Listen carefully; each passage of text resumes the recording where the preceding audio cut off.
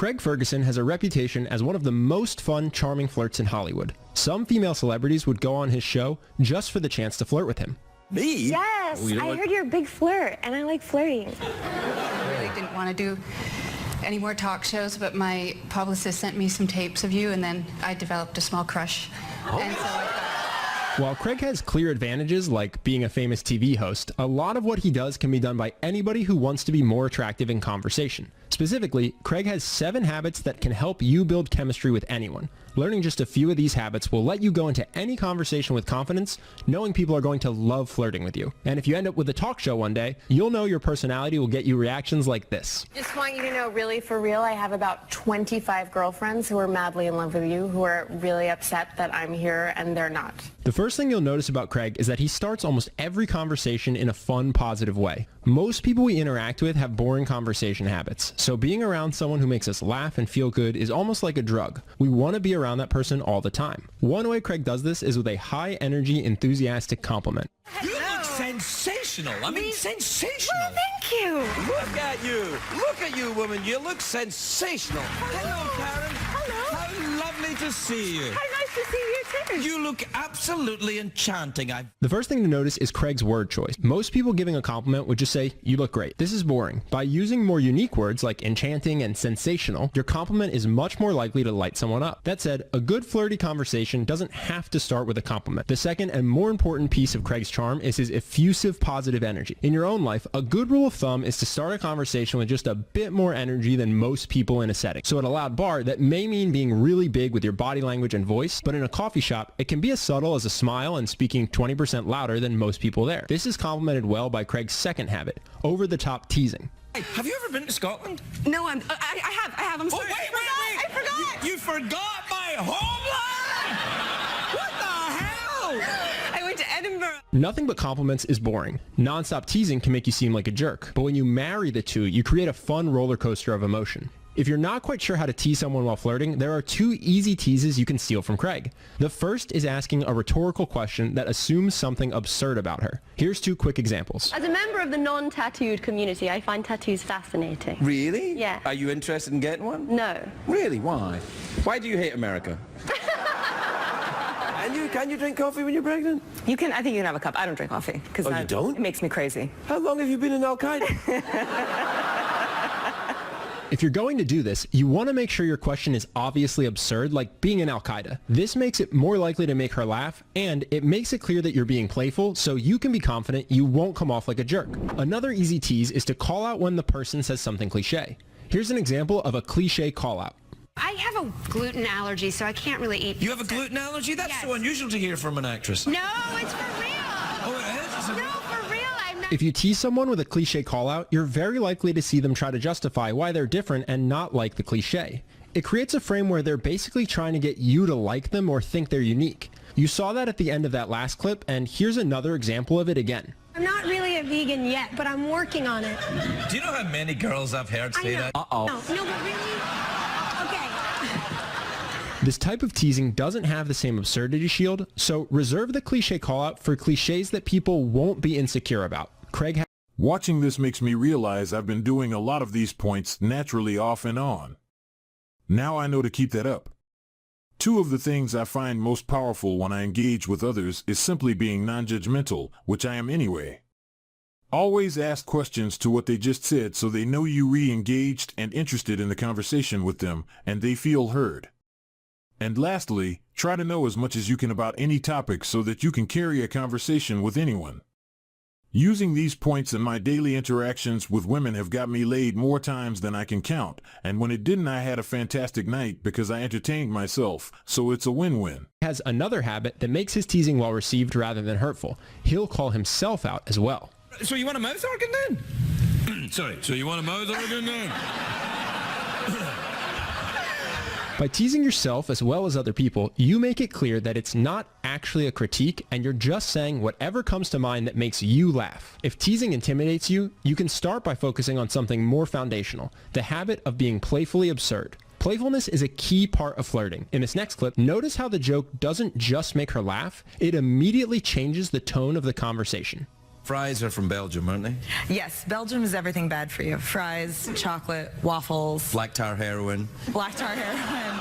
Most people would have chimed in with something else Belgium is actually known for. It's a common mistake when flirting to think of the goal of the conversation as simply exchanging information. The reason teasing and being playfully absurd help build chemistry is because there's another goal when flirting, which is to create emotions. To be like Craig, you want to focus on creating a conversation that's fun and establish that you're more playful than most people. This helps tremendously with the thing Craig is probably most famous for. It's optional, but it's a huge part of Craig's attractive persona and the chemistry he creates with his guests. Craig creates an environment where people feel safe being flirty and sexual. Watch this clip of Joss Stone and you'll see even she's surprised at what she's willing to say after 20 minutes talking to Craig. But it's Valentine's Day, so you can squirt whatever you want. No, you can't! No, you can't! Cream, berries. No! Anything goes. No, Why no, not? No. It wasn't me, it was her! Why do I say these things? It wasn't me, it was her! Clearly, she feels freer than normal and more willing to say inappropriate things just for fun. How does he do this? There's several ways. One is to go there first on your own with a joke that isn't about them. Here's an example of how Craig works sex into a conversation in a way that feels natural rather than creepy. No, she doesn't do that. Yeah, I like to talk about it. She punches you? Right in the face? That's what, if I ask for it nicely. Craig probably... Confidence is the key trait here. I worked with a guy that was short and not so good looking at all, but he always had some of the most attractive girls around him all the time. On the other hand, the handsome guy that also working with us hadn't had a girlfriend for years, despite being tall and playing basketball. I went to a few of his games, and it would be plenty of girls there, but he never communicated with any of them. If you are trying to create some sexual tension with a female, being confident and using few points from this video like double meanings and innuendos should get you a long way. He could have gotten a similar laugh with a joke like, she's small but she packs a wallop, but he specifically makes jokes about dating or sex to see if the other person jumps in and plays along. If they don't, no sweat. If they do, it becomes much easier for you to build sexual chemistry. That particular joke also implies that Craig is non-judgmental about kinks. That non-judgmentalness encourages the other person to feel comfortable joining in. Here's another example. Notice how casual his tone is. Because, you know, I'm... Sensitive. Are you into S&M? I'm not really. That's a good segue. I'm just saying. Are you? Do you like a little bit of... A little bit? Just a little bit. Just a little bit of... Like a hair pull. He asks it like he asks any other question, like it's no big deal, and suddenly they've gone from having a normal conversation to discussing what they like in the bedroom. That said, bringing up sex runs the risk of seeming creepy, so you'll have to calibrate. Another way to make this more likely to go well is to playfully misinterpret something so that she was the one who took the conversation sexual. Here are two quick examples. Yeah, I think it's... I like it. Yeah, me too. I had a lot of fun on the back of a horse. What are we talking about?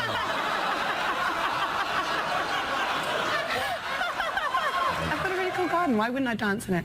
Do you garden? Do you have a compost heap? I do garden, but not as regularly as I would like. We're still talking about gardening. Playfully misinterpreting something she says is sexual gives her the opportunity to talk about her dating or sex life. And because you used humor and framed it like she was the one hinting at it, if she doesn't want to talk about it, she can just laugh and move on without it creating any awkwardness.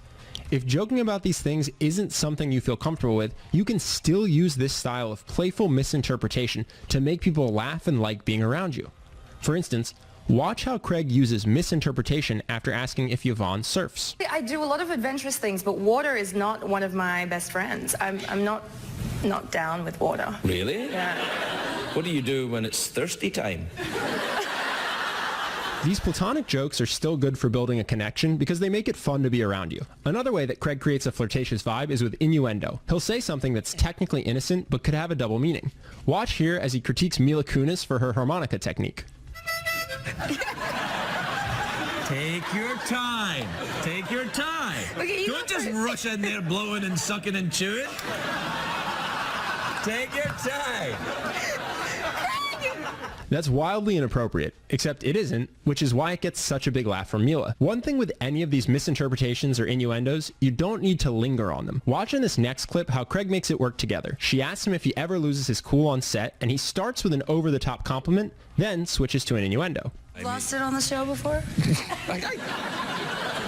I lose it during the show.